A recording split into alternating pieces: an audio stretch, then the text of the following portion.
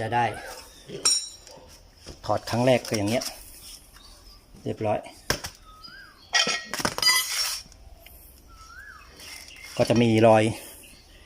นิดหน่อยนะครับเดี๋ยวใช้สีพ่นเอาก็จะมีรอยขนาดเอาผ้ารองแล้วเนี่ยโอเคครับเดี๋ยวมาเปลี่ยนกัน